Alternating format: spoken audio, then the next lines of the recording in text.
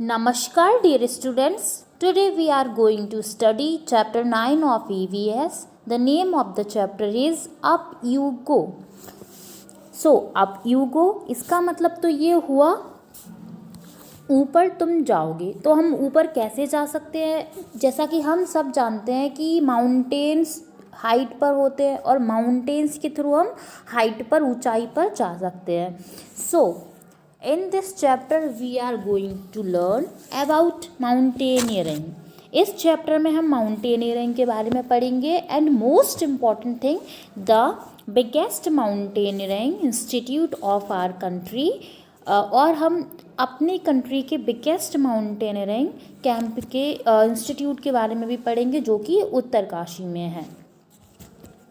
सो ये रहा हमारा प्यारा इंडिया और यहाँ पर है उत्तराखंड। उत्तराखंड स्टेट में ही है उत्तरकाशी, जहाँ पर एक इंस्टीट्यूट है जिसका नेम है नेहरू इंस्टीट्यूट ऑफ माउंटेनियरिंग इन उत्तरकाशी। यहाँ पर माउंटेनियरिंग सिखाई जाती है, माउंटेनियरिंग कोर्स कराया जाता है।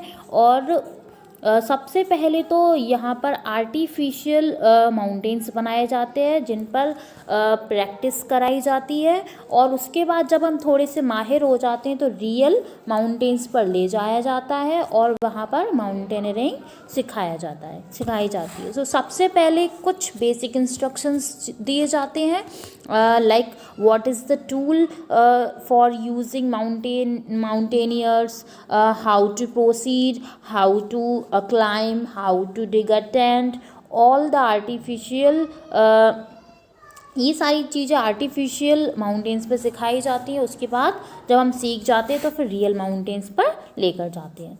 सो आप यहाँ देख सकते हैं लाइक दिस, ये रहा आर्टिफिशियल माउंटेन। यहाँ पर सारी टेक्निक होती हैं, सिखाया जाता है सारी चीज़ें। और जब कोर्स कंप्लीट हो जाता है उसके बाद सर्टिफिकेट मिलता है इस इंस्टीट्यूट से। Now we will start the chapter mountaineering camp, Nehru institute of mountaineering Uttarkashi. तो ये नेहरू इंस्टीट्यूट माउंटेनियरिंग उत्तरकाशी की एक ये जो लेडी हैं वो अपनी स्टोरी यहाँ पर बताएंगी हम सबको। So let's start. We were at the mountaineering camp and were very excited. हम माउंटेनियरिंग कैंप पर थे और हम बहुत ज़्यादा एक्साइटेड थे। 20 of us were teachers from केंद्रीय विद्यालय और हम में से 20 केंद्रीय विद्यालय के टीचर्स थे। There were other women from banks and other institute, और कुछ अदर जो लेडीज़ वुमेन थी वो बैंक से थी और अदर इंस्टीट्यूट से थी।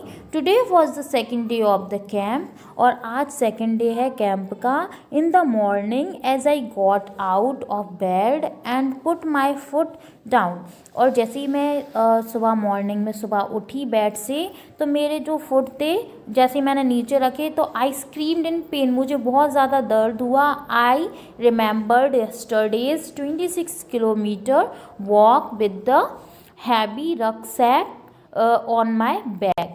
तो मुझे याद आया 26 किलोमीटर हमारा कल का वॉक और अपने पीठ पर एक रक्सैक बैग टांग कर हमें जाना होता है। I was afraid to go back to the steep climb and rough narrow path. अब मुझे एक खड़ी चट्टान पे हम लोग को आज के दिन जाना था तो मुझे बहुत डर लग रहा था, मैं बहुत डरी हुई थी। आप यहाँ पर देख सकते हैं रक्सैक बैग पीछे माउंटेनियर जो होते हैं वो अपने पीठ पर टांग कर ले जाते हैं। और खड़ी चट्टान लाइक दिस ये रही, आप यहाँ देख सकते हैं खड़ी चट्टान जब इनको सेकंड डे माउंटेनियर्स को सेकंड डे इस चट्टान को चढ़ना था। With tears in my eyes, I started walking slowly toward the room of Brigadier ज्ञान सिंह। अब मैं अपनी आँखों में आंसू लेकर धीरे धीरे जा रही थी ब्रिगेडियर ज्ञान सिंह के रूम में। The director of our adventure course, जो कि डायरेक्टर थे हमारे एडवेंचर कोर्स के। I was thinking of what I would say to excuse myself from the day's trek. अब मैं खुद सोच रही थी कि मैं उन्हें क्या एक्सक्यूज़ दूंगी, क्या बहाने बनाऊंगी, क्या बोलूँगी कि मैं आज ट्रैक पे नहीं जा सकती। Suddenly I heard his deep voice from behind. उतने में मुझे उनकी बहुत भारी भरकम सी आवाज़ सुनाई दी अपने पीछे से। Madam what are you doing here at breakfast time. Madam आप यहाँ क्या कर रही हो ब्रेकफास्ट टाइम पर। वो बोले hurry up otherwise you will have to trek on an empty stomach. जल्दी करो नहीं तो तुम्हें खाली पेट ही ट्रैक के लिए जाना पड़ेगा। Sir I could not say any more. जब तक मैं कुछ बोलती जब तक उन्होंने कहा you have came to tell me that you have blister on your feet that you can not walk isn't it. क्या तुम मुझसे ये कहने तो नहीं आई हो कि तुम्हारे पैरों में छाले हो गए हैं और तुम चल नहीं सकती और आगे। Yes sir that is nothing new now get ready quickly. उन्होंने कहा इसमें कोई नई बात नहीं है, जाओ जल्दी से और जाके तैयार हो जाओ।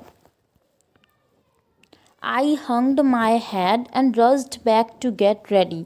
और मैं अपना मुंह लटका के वापस जाने लगी तैयार होने। I had just turn when I heard his voice again listen madam you will lead group number 7। और मैं जैसे ही पीछे पलटी और जब तक उन्होंने आवाज़ लगाई और कहा मैडम आपको ग्रुप नंबर 7 को लीड करना होगा।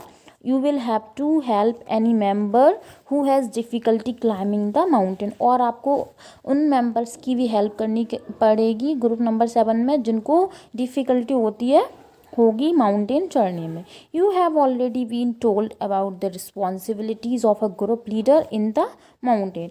आपको ऑलरेडी बता दिया गया है कि ये ग्रुप लीडर की रिस्पॉन्सिबिलिटीज़ क्या होती हैं। Now, these are the responsibilities, a big responsibility. I started thinking about what a leader must do. अब मैं सोचने लगी कि लीडर को क्या क्या करना चाहिए, क्या क्या करता है एक leader. So first help others in carrying there bags. दूसरे लोगों की हेल्प करनी होती है ग्रुप मेंबर्स की उनके बैग्स कैरी करने में। Let the group go ahead and keep to the last. जो ग्रुप मेंबर्स होते हैं उनको आगे चलना होता है और जो ग्रुप लीडर होता है वो उनके पीछे चलता है।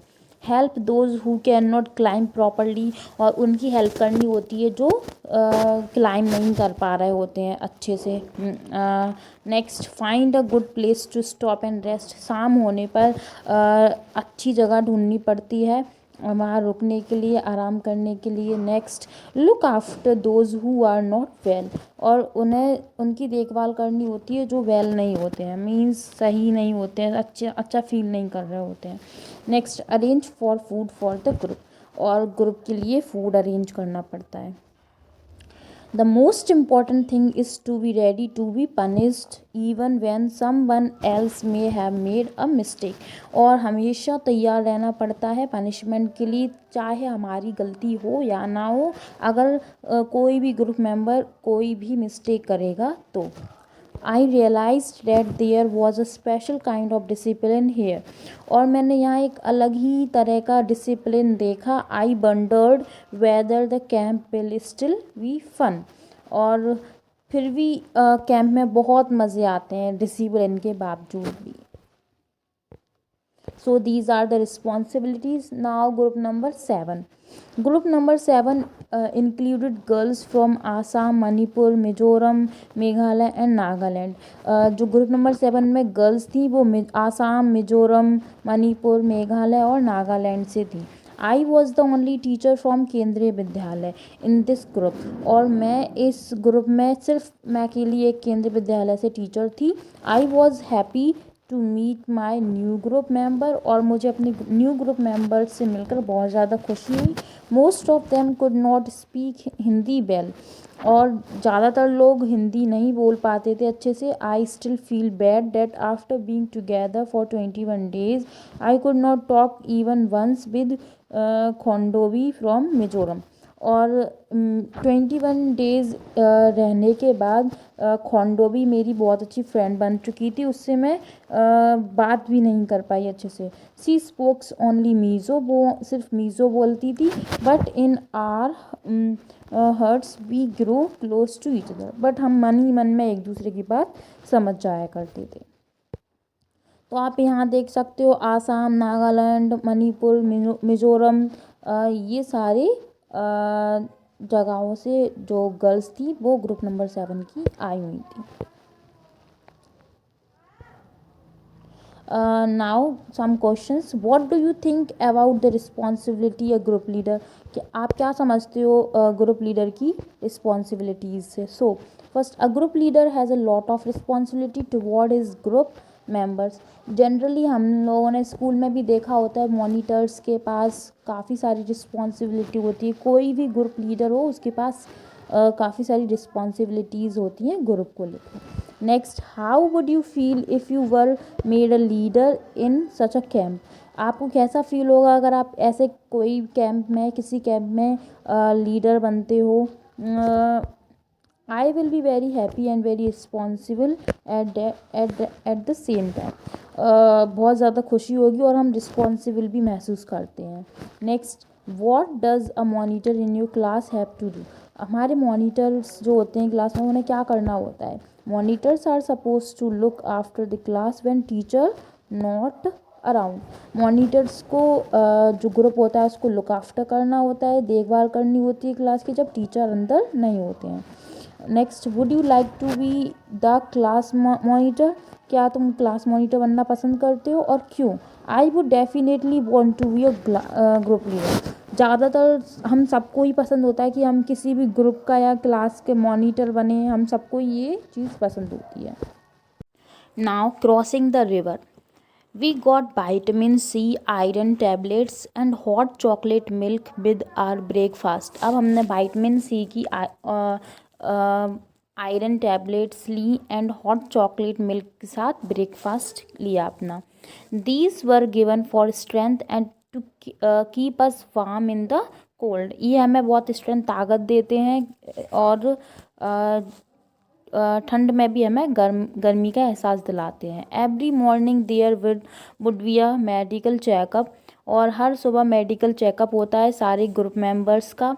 We tied our bandages and counted the days left, और हमें हर दिन कोई ना कोई चोट लगती है जिसके कारण हमें बैंडेजेस भी यूज़ करनी पड़ती हैं। After an 8 kilometre track we reached a river. 8 kilometre चढ़ने के बाद एक रिवर आई। There was a thick rope tied across the river. एक रिवर के अक्रॉस, रिवर के दोनों तरफ एक थिक मोटी सी रस्सी बंधी हुई थी। From one bank to the another, एक किनारे से दूसरे किनारे तक। आप यहाँ देख सकते हो, पिक्चर में भी दिख रहा है। The rope was tightly fix to pegs or pythons on both the side. I was feeling nervous. I started thinking what would happen if the rope came out. I was trying to estimate how wide the river was.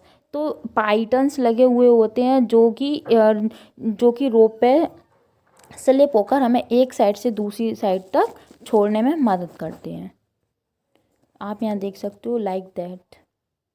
जब भी कोई mountain पे river आती है तो इस type से रोप के ज़रिए पाइटन्स के through one side to another side जाया जाता है। These are the पाइटन्स।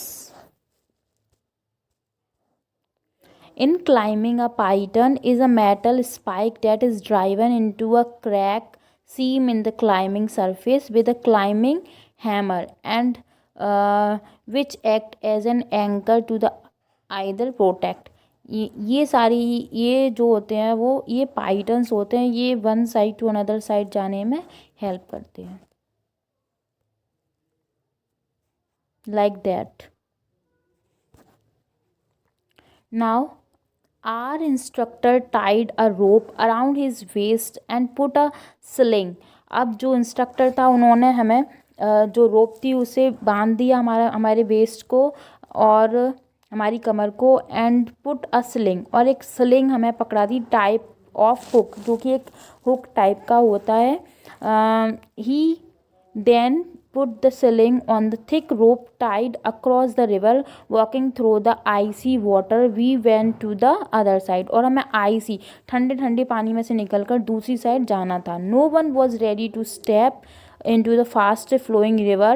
कोई भी तैयार नहीं था पहले जाने के लिए. Everyone was pushing each other to go first. सारे लोग एक दूसरे को पुश कर रहे थे, धक्का दे रहे थे कि तुम पहले जाओ, तुम पहले जाओ. I stood last in the line hoping that no one would see me. और मैं लाइन के सबसे लास्ट में खड़ी हुई थी. मुझे लग रहा था कि मुझे कोई नहीं देखेगा. But just then our instructor came near me with the sling and rope in his hand. I knew there was no escape now. I was ready but did not have the courage. Sir could guess my fear.